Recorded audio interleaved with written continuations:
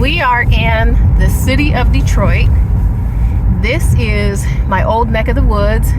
My mom bought a house in Detroit in the early 80s.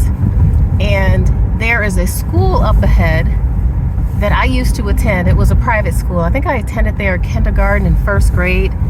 It used to be called Michigan Institute for Childhood Development, but now it's a different school. It's a different name.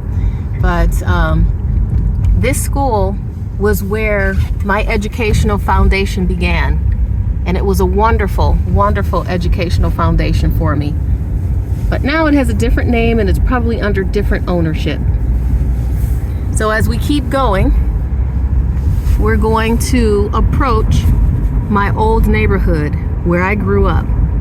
So this is my old neighborhood.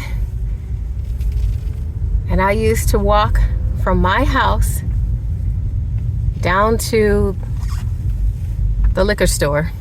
Keep going. My house is we got speed bumps on the road now. We didn't have those previously when I was growing up.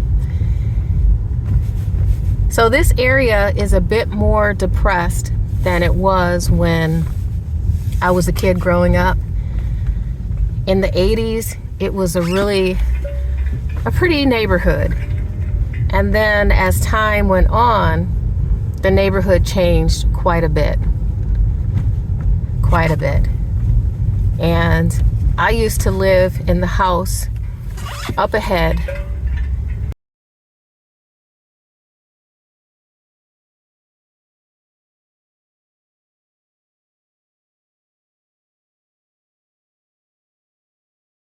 This is my old neighborhood. And where I am now is a far cry from my old neighborhood. I used to know these neighbors who lived in that yellow house. And many of the other homes in this neighborhood that were here 20, 30 years ago have now been torn down. A lot of the homes have been abandoned.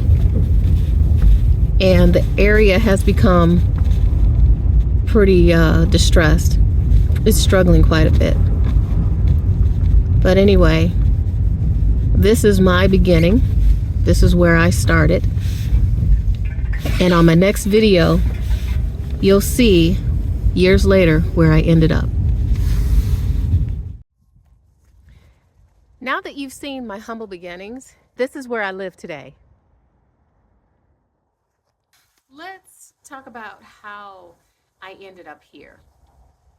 Well, to figure out how I started in Detroit and ended up here, the brief story is, at the age of 15, I was invited to live with my father and my stepmother, and I started attending Oak Park High School. And that was a very different environment, one where education was cultivated. I had an opportunity to interact with people from multiple cultures, multiple nationalities, and it opened up a new world for me. And I realized the world was not just black and white, but there was a lot in between. And I wanted to learn more, and I wanted to be a part of that world. So my life changed drastically. And I started to dream. I started to think about all the things that I wanted in life that I didn't know at the time that was available to me. At that time, when I was younger, I thought if you're born poor, you're just going to stay poor. You know, so many people in my family would manifest the fact that they were poor, but they never talked about how to change that perspective or how to change that life into something different. So I'm so happy that at 15, things turned around for me. So at the age of 15, I started dreaming. I started dreaming about where I wanted my life to go. I started dreaming about the things that I wanted. And one of those things was a big house in a nice neighborhood. And of course, a big bank account to go with it. So when I got married at the age of 22, we both had big dreams of being business owners, living a financially free lifestyle. So we made certain plans that led us to the point of the success that we created for ourselves. We did divorce in 2019, and the decision had to be made, well, who was going to keep the house? I decided to keep the house. But I then needed a plan of how to maintain this home without a spouse, because getting here, I had a spouse. You know, we made plans together, we saved together, we invested together. Now I had to figure out how to do all this on my own. Well, it was fortunate that the career that I had chosen in the healthcare, there was many opportunities to begin earning a six-figure income. And with that, I did a little bit of Airbnb, house flipping, as well as private money lending. So all of those income sources together is what helped me stay in the financial position that I was in, where I did not have to move and my bank account constantly rose.